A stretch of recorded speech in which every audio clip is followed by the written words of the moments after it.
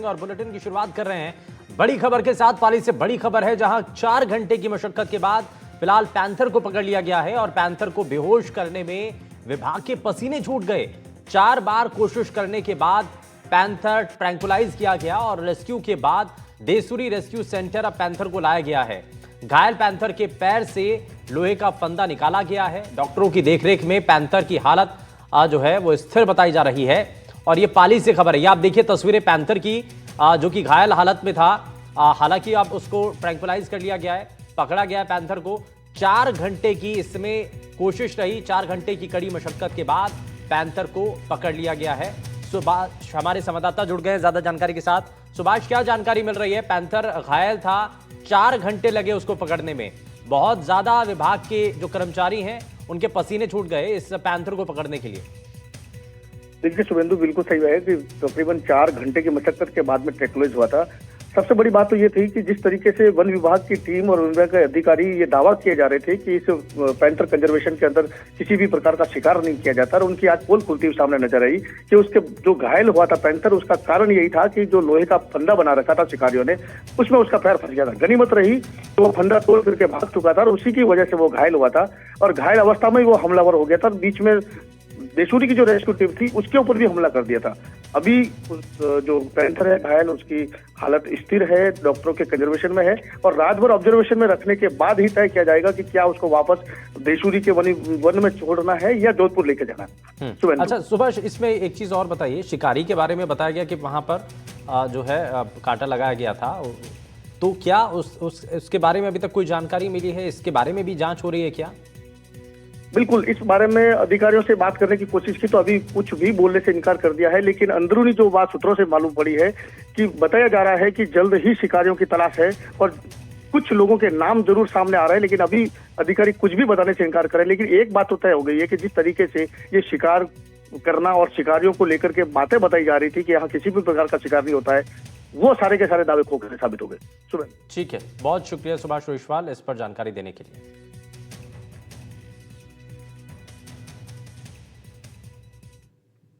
और श्रीगंगानगर से बड़ी खबर है, जहां आईपीएल पर सट्टा लगाने वाली सट्टा बुकी पर डीएसटी टीम की रेड और लाखों रुपए का हिसाब किताब पकड़ा गया है। 3 लोगों को मौके से गिरफ्तार किया गया। 2 लाख रुपए नकदी सहित 9 जुआरी भी इसमें पकड़े गए हैं। श्रीगंगानगर डीएसटी टीम प्रभारी रामविलास बिश्नोई के नेतृत्व में सादुल शहर इलाके में छापेमारी की गई है और ये बड़ी जानकारी इसकी सामने आई है।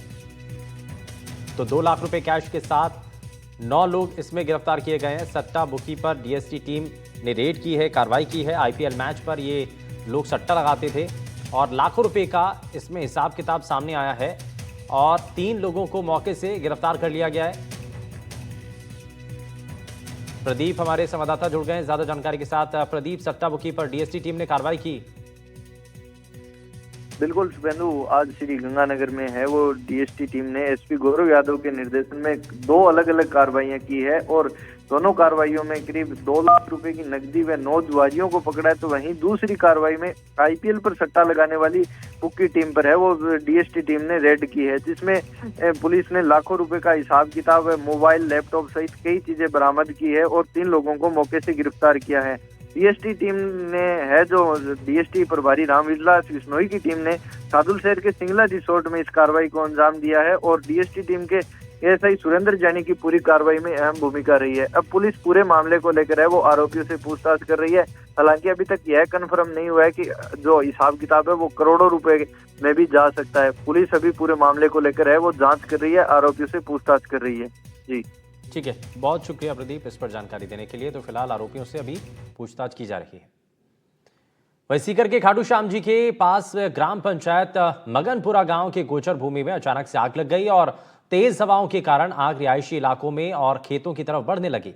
सूचना मिलने पर मौके पर दमकल विभाग की टीम पहुंची। समय के साथ लगातार फैल रही आग को काबू करने के लिए रेंगस नगर पालिका की फायर ब्रिगेड की गाड़ी को भी बुलाया गया और करीब 3 घंटे की कड़ी मशक्कत के बाद आग पर काबू पाया गया। समय रहते आग पर काबू पाने से बड़ा हादसा होने से टल गया और ज्यादा नुकसान नहीं हुआ।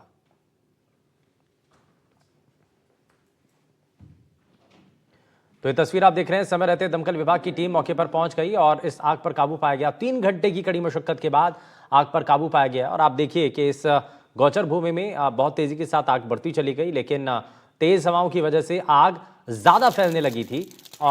लेकिन समय रहते दमकल विभाग की टीम मौके पर पहुंची और आग पर काबू पा लिया गया।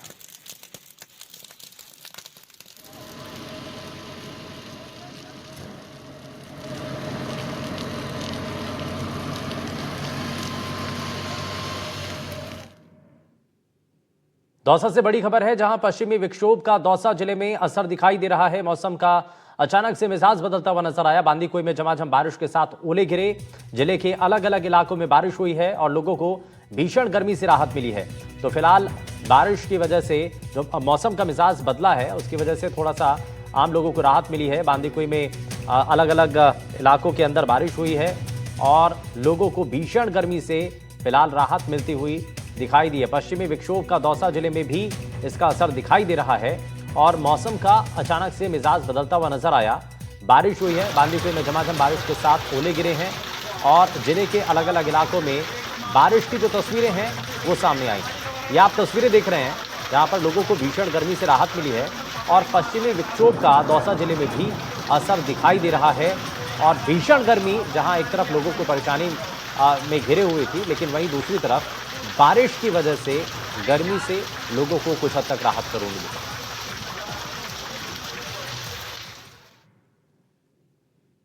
पश्चिमी विक्षोभ के चलते एक बार फिर से डीडवाना में मौसम का मिजाज बदला है और मौसम में आए बदलाव से लगातार दूसरे दिन शाम को जिले के गांव और कस्बों में हल्की से मध्यम बारिश जो है दर्ज की गई है। वहीं क्षेत्र के कई गांवों में ओलावृष्टि भी हुई। ओलावृष्टि होने से खेतों में पककर तैयार खड़ी फसलों को काफी नुकसान पहुंचा है।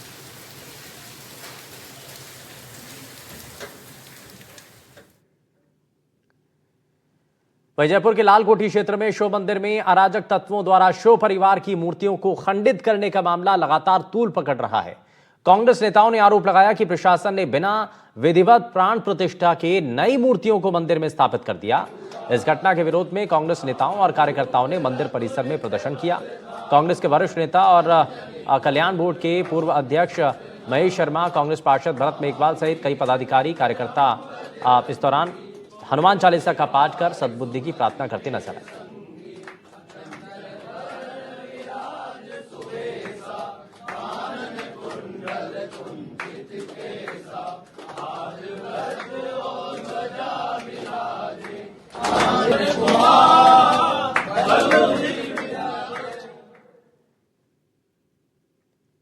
और सीकर जिले की प्रसिद्ध जीण माता मंदिर में पुजारियों से जुड़ा विवाद थमने का नाम नहीं ले रहा है। हालांकि पुजारियों और प्रशासन में शुक्रवार को समझौता वार्ता के बाद एक बार फिर से नया विवाद खड़ा हो चुका है। जानकारी के मुताबिक समझौता वार्ता के बाद जयपुर के सिविल लाइन से विधायक गोपाल शर्मा शुक्रवार शाम को जीण माता मंदिर के पुजारियों से मिलने के लिए पहुंचे थे।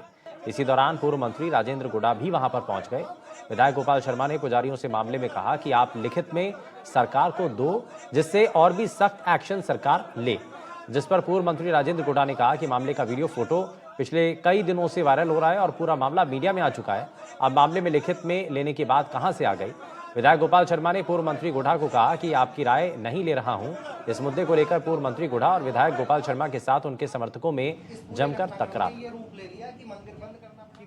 जो नाम जो पुलिस के हैं या पटवारी हैं, गिरदावर है, उनको कहा कि इनके ऊपर जी आप जो कह रहे हैं कोई चीज लिखी हुई है क्या जिसमें वो सारी अरे विधायक महोदय, आपको मेरी बात सुनिए। पूरे दिन धरना रहा आज धरना रहा तो मैं उसी में हूँ सर। एक मिनट सर, उसी के लिए 8 तारीख तक कोई प्रकार की जांच नहीं हुई, किसी प्रकार का हमें पुनः आश्वासन नहीं दिया गया। बार बार हम कलेक्टर के पास भी गए, तो आज इस पूरे घटनाक्रम ने ये रूप ले लिया कि वहीं गुजरात सरकार ने एफिशिएंसी कार्यक्रम की शुरुआत की है और इस योजना का उद्देश्य राज्य के गरीब, वंचित और पिछड़े परिवारों को सीधा लाभ पहुंचाना है, जिसमें ऊर्जा, खाद्य सुरक्षा, महिला सशक्तिकरण और शिक्षा को केंद्र में रखा गया। एफिशिएंसी कार्यक्रम के तहत खाद्य नागरिक आपूर्ति विभाग ने राष्ट्रीय खाद्य सुरक्षा अधिनियम के तहत उन परिवारों को भी लाभान्वित करने की योजना बनाई जो अब तक इस दायरे से बाहर थे। योजना के मुताबिक जिन परिवारों के पास राशन कार्ड नहीं है लेकिन वो पात्र हैं, उन्हें एनएफएसए के तहत शामिल कर सब्सिडी वाला राशन दिया जाएगा। इसमें ऊर्जा विभाग की 2 अहम योजनाओं को शामिल किया गया। पहली कुसुम योजना है कुसुम योजना का विस्तार, दूसरा 2 मेगावाट क्षमता तक के सौर ऊर्जा संयंत्रों की स्थापना।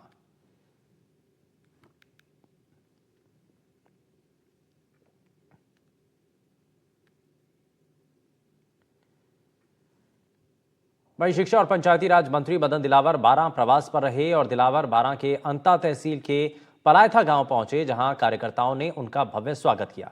इसके बाद मंत्री दिलावर मिनी सचिवालय पहुंचे, जहां अधिकारियों के साथ बैठक की गई। बैठक में उन्होंने जिले के आगामी विकास योजनाओं को लेकर चर्चा की। इस दौरान बारां विधायक राधेश्याम बैरवा, किशनगंज विधायक ललित मीना समेत कई बीजेपी कार्यकर्ता भी मौजूद हैं। दिलावर ने कहा कि राज्य सरकार शिक्षा व्यवस्था को सशक्त और पारदर्शी बनाने के लिए प्रतिबद्ध है। ग्रामीण क्षेत्रों में पंचायत राज व्यवस्था को मजबूत किया जा रहा है ताकि विकास योजनाओं का लाभ अंतिम व्यक्ति तक पहुंच सके। हम पर हर गांव, हर पंचायत में गुणवत्तापूर्ण शिक्षा और आधारभूत सुविधाएं सुनिश्चित करें।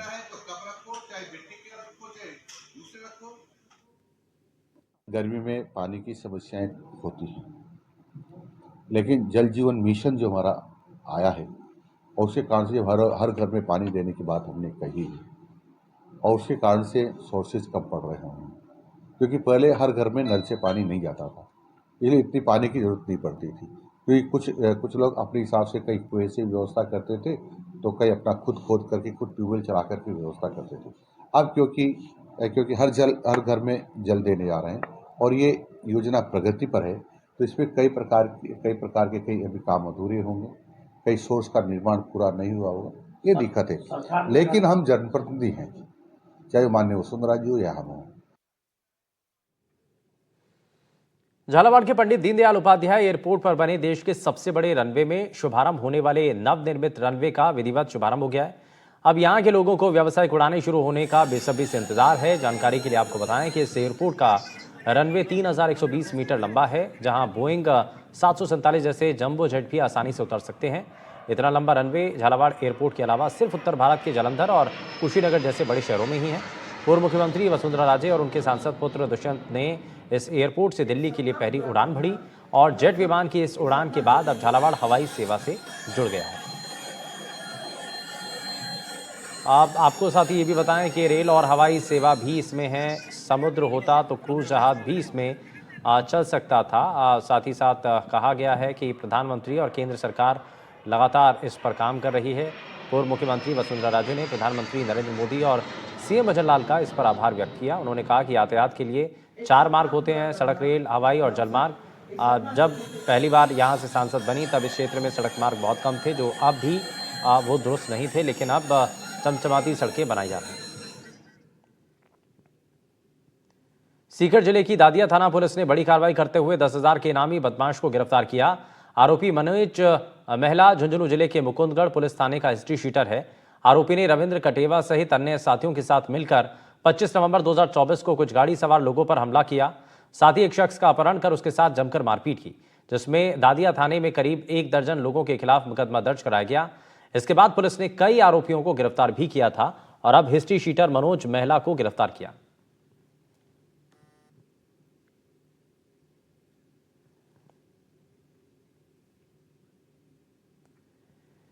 नशा समाज के लिए नासूर है और इतना सब जानने के बाद भी रिहायशी इलाकों में अगर ठेके खोल दिए जाएं तो फिर क्या हो।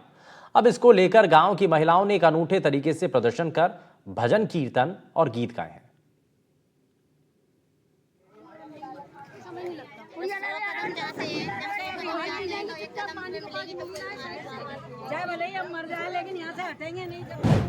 नशे के खिलाफ अनोखा प्रदर्शन, सड़क पर महिलाओं का हंगामा, ठेके के सामने बैठी महिलाओं ने किए कीर्तन, गाए गीत।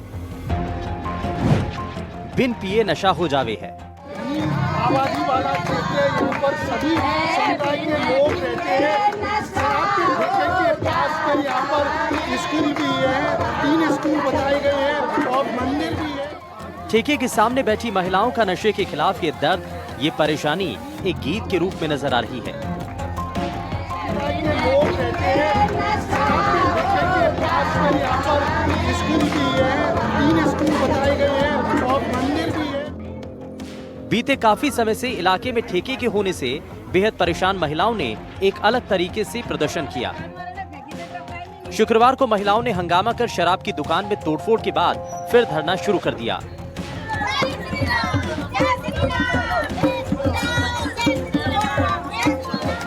महिलाओं की ओर से भजन कीर्तन गाकर अनूठे अंदाज में प्रदर्शन किया गया। तो वहीं आबकारी निरीक्षक शराब की दुकान के अंदर बैठकर सिर्फ ये नजारा देखते नजर आए। आपको बता दें कि महिलाएं शराब के ठेके को दूसरी जगह शिफ्ट करने की मांग कर रही हैं। महिलाओं का कहना है कि आबकारी विभाग ने खनी आबादी में शराब का ठेका खोल दिया और शराब का ठेका खुलने की वजह से असामाजिक तत्वों की भीड़ यहां लगी रहती है, जिसकी वजह से महिलाएं और बेटियां खुद को असुरक्षित महसूस कर रही हैं। शराब का ठेका खोला गया है, आबादी है और आबादी में लगातार इन महिलाओं का प्रोटेस्ट यहाँ पर चल रहा है।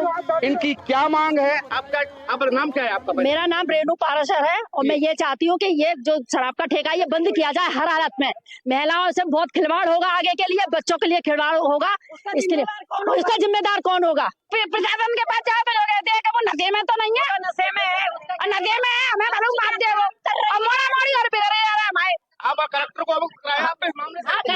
जी, लेकिन कोई सुनवाई नहीं है। ज्ञापन दे चुके हैं 5-6 दिन पहले और एसडीएम साहिबा को भी दे चुके हैं। हमने कल भी यहाँ पे प्रदर्शन किया था और हमने शांतिपूर्ण किया था, लेकिन इन लोगों ने उधम मचाया था ठेके वालों ने और हम लोगों को दबाया गया। उसके बाद में इनके भिंजी की है ना शटर से चूड़ी टूट गई है, हाथ में लग गई है, हाथ पाए हाथापाई करने लगे। इनकी शिकायत को मद्देनजर रखते हुए तुरंत संज्ञान में लिया गया और दूसरी जगह लोकेशन स्वीकृत करके दुकान संचालित की। कल इन्होंने फिर यहाँ पर बिना किसी सूचना करके महिलाएं दुकान खोली और शराब की दुकान के ऊपर शराब की पेटियां वगैरह को बाहर फुटेज वगैरह। आज फिर जैसे ही समय अनुसार दुकान को खोला गया तो फिर आज ये इकट्ठी आ गई। इसमें 2-5 आदमी जो मैं खुद यहाँ आया था, जो महिलाओं को जगहों में जा करके बुला के लेके इकट्ठा करो कि भाई। फिलहाल ठेके को शिफ्ट करने की मांग को लेकर जब महिलाओं ने हंगामा किया तब कहीं जाकर प्रशासन की नींद खुली है, लेकिन ठेके को हटाने की मांग कब पूरी होती है ये देखना है। एनडीटीवी राजस्थान के लिए धौलपुर से नीरज शर्मा की रिपोर्ट।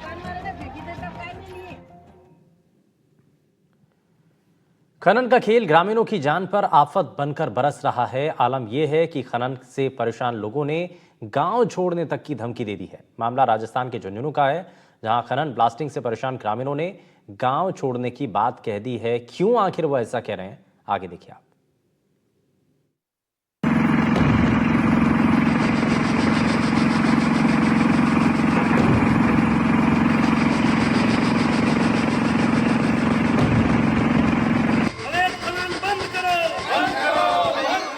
राजस्थान और खनन, इसके बारे में हर राजस्थान वासी अच्छी तरह से वाकिफ है कि यहाँ कोस कोस पर खान है और खनन होना आम है। लेकिन ये खनन लोगों के लिए आफत बनकर आई है। खनन ब्लास्टिंग से परेशान लोग अब गांव छोड़ने को मजबूर हैं। मामला झुंझुनू के खेतड़ी उपखंड के दूधवा गांव का है। लोगों ने खनन के लिए होने वाली ब्लास्टिंग से परेशान होकर गांव छोड़ने की धमकी ही देती है। ग्रामीणों का कहना है कि बार बार शिकायत करने के बावजूद प्रशासन खनन के काम को बंद नहीं करवाता, जबकि लीज धारक हैवी ब्लास्टिंग करते हैं। इससे पूरा इलाका भूकंप की तरह कांप जाता है। पत्थर भी घरों पर आकर गिरते हैं। कच्चे पक्के मकानों में दरारें आ रही हैं। यहाँ पर डेली दिन और रात ब्लास्टिंग होती है, जिससे गांव वाले तंग होकर अपने मकानों को छोड़ने की समस्या पैदा हो रही है। कई मकानों में तो ज्यादा से ज्यादा मकानों में दरार आ रहे हैं और यहाँ न तो कोई अधिकारी आकर पूछता है कि क्या हो रहा है यहाँ पर, और घर तक पत्थर आते हैं। यहाँ इस जगह में खड़े हैं ना, यहाँ भी पत्थर आए हैं, तो लोगों को भय पैदा हो रहा है। यहाँ पर ये मजदूरी करेंगे कि यहाँ इनके मकानों की वो रखेंगे निगरानी। आयरन ओर की पहाड़ी है, इसके अंदर जो खनन है, अवैध खनन मैं जिसको कहूंगा, वो बड़े पैमाने पे चल रहा है। और जहाँ जिस जगह आप खड़े हैं देखिए काफी लोग भी यहाँ मौजूद हैं। ये पूरी बस्ती है, इसके अंदर रात को पहाड़ी के रात को ब्लास्टिंग होती है, दिन में ब्लास्टिंग होती है। और रात को ब्लास्टिंग करना तो माइनिंग डिपार्टमेंट का नॉर्म्स में भी नहीं है। दूसरी बात आप देखेंगे यहाँ सारा जो वर्ग है ये मजदूर वर्ग है। दिन में कोई फैक्ट्री के अंदर काम करने जाता है, कोई नरेगा के अंदर काम करने जाता है। रात को दहशत का माहौल रहता है, सो नहीं पाते, तो दिन में सोए कहाँ, जाए कहाँ। और इन्होंने तो अपने बच्चों को और अपने पशुओं को रिश्तेदारी में भिजवा दिया पत्थरों के डर के मारे। अवैध खनन बंद करो। ब्लास्टिंग से परेशान ग्रामीण अब सड़क पर भी उतर आए हैं। उन्होंने खनन साइट के बाहर ही प्रदर्शन किया और कहा यदि जल्द ही इस लीज को बंद नहीं करवाया जाता और इसकी जांच नहीं होती तो वो गांव छोड़ देंगे। कुछ ग्रामीणों ने तो एसडीएम कार्यालय के बाहर ही अपना डेरा जमाने तक की बात कही है। तो ये अंदर से सिर पे आ पड़ी, मम्मी बोली मम्मी मेरे लगी, बेटा क्या होया? मम्मी अंदर से पत्थर पड़ा है, जब मेरे यहाँ टूट गई, पट्टी टूट गई। मेरे लड़के की शादी से पहले ये तो 15-10 दिन पहले, आज 1 हफ्ता से पहले ये पत्थर आए, पत्थर से बाहर पड़ गए, पत्थर से ये पट्टी भी टूट गई है। मैं क्या निकल के जाऊँ? मैं वहाँ से मैं मजदूरी करूँ, मैं क्या करूँ? है ये खन्नान बंद होनी चाहिए ना, मेरे को खतरा है, मेरे को कहाँ कुछ भी करो चाहिए, मैंने तो ये बंद बिल्कुल होनी चाहिए जी। मैं आपके आगे हाथ जोड़ के माफी मांगती हूँ, ये बिल्कुल बंद होनी चाहिए। मैं तो बहुत ज्यादा तंगी आएगी यहाँ से। ब्लास्टिंग के कारण कई बार बच्चों और घर की महिलाओं को भी पत्थरों से चोट लग चुकी है, लेकिन ना तो अधिकारी सुनते हैं ना ही ब्लास्टिंग कंपनी। इसलिए अब ग्रामीणों के पास ये आखिरी रास्ता बचा है इस समस्या के समाधान का।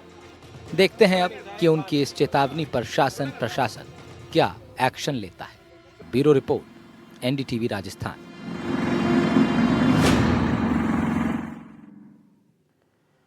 राजस्थान में जेल प्रहरी भर्ती परीक्षा हुई, जिसके लिए प्रदेश में अलग अलग सेंटर्स पर नकल रोकने के लिए तैयारी की गई।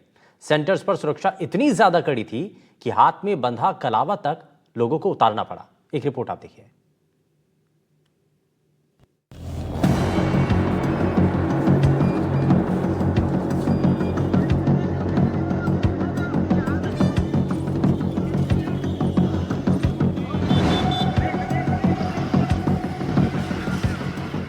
जेल प्रहरी परीक्षा 2025 देने आई महिलाओं को कड़ी चेकिंग से गुजरना पड़ा। कहीं उतारने पड़े मंगलसूत्र और चूड़ियां तो कहीं उतारना पड़ा कलावा। कड़ी सुरक्षा के बीच हुई परीक्षा। दरअसल राजस्थान में जेल प्रहरी भर्ती परीक्षा 2025 के लिए लिखित परीक्षा 12 अप्रैल को राजस्थान कर्मचारी चयन बोर्ड द्वारा आयोजित की गई, जिसमें लाखों अभ्यर्थियों ने हिस्सा लिया। ये परीक्षा 2 अलग अलग शिफ्ट में आयोजित की गई। परीक्षा में शामिल होने के लिए अभ्यर्थियों को परीक्षा केंद्र पर 2 घंटे पहले पहुंचना था। ऐसे में कई जगहों पर लोग दौड़ते भागते सेंटर पर पहुंचते नजर आए। जो समय पर पहुंचा उसको तो एंट्री मिल गई, लेकिन जो लेट हुआ उनको बाहर ही रोक दिया गया।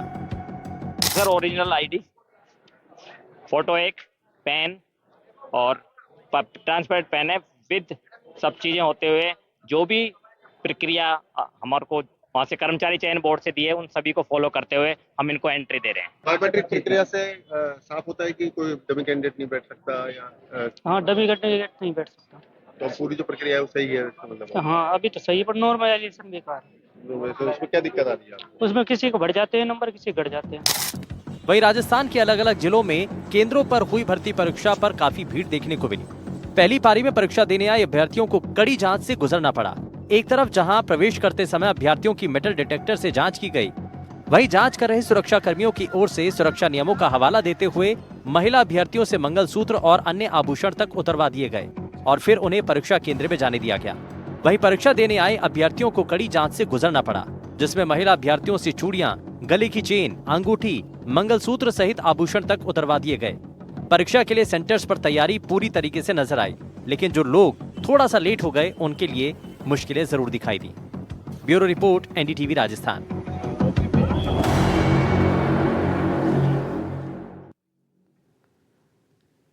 तो ये परीक्षा आयोजित की गई और प्रदेश के अलग अलग हिस्सों के अंदर जब इस परीक्षा को आयोजित किया गया, सेंटर्स पर कड़ी सुरक्षा व्यवस्था के इंतजाम किए गए थे और जब भी कोई परीक्षार्थी एग्जाम सेंटर पर पहुंचा तो वहां पर बहुत ज़्यादा कड़ी जो सख्ताई के साथ वहां पर चेकिंग की गई थी और चेक करने के बाद ही किसी भी परीक्षार्थी को अंदर जाने दिया गया। हालांकि इस चक्कर में कई लोगों के एग्जाम तक छूट गया क्योंकि कुछ लोग थोड़ा सा देर पर आए और इसीलिए उनको अंदर एंट्री भी नहीं मिल पाई। हालांकि कई जो महिलाएं थीं उनको बहुत ज़्यादा कड़ी चेकिंग का सामना करना पड़ा और साथ ही कई ऐसे परीक्षार्थी भी थे जिनके हाथ के कलावे तक उनको उतारने पड़ गए। तो खैर ये कई चीज़ें थी जो कि आज इस परीक्षा के दौरान सामने आई। लेकिन अब करौली के टोडा भीम से खबर है, जहां ईदलपुर गांव में आयोजित पारंपरिक कन्हैया दंगल कार्यक्रम में राजस्थान सरकार के कैबिनेट मंत्री डॉक्टर किरोड़ी लाल मीणा ने हिस्सा लिया और इस मौके पर उन्होंने मंच पर पहुंचकर समाज के लोगों का अभिवादन स्वीकार किया और आयोजन की सराहना की। दंगल के दौरान मंत्री ने तालियों की गूंज के बीच पारंपरिक नृत्य में भी हिस्सा लिया और जमकर कन्हैया दंगल में भजनों पर मंत्री थिरकते नजर आए। डॉक्टर मीणा ने अपने संबोधन में कन्हैया दंगल को मीणा समाज की सांस्कृतिक विरासत बताया और कहा कि ऐसे आयोजन नई पीढ़ी को अपनी परंपराओं से जोड़ने का माध्यम।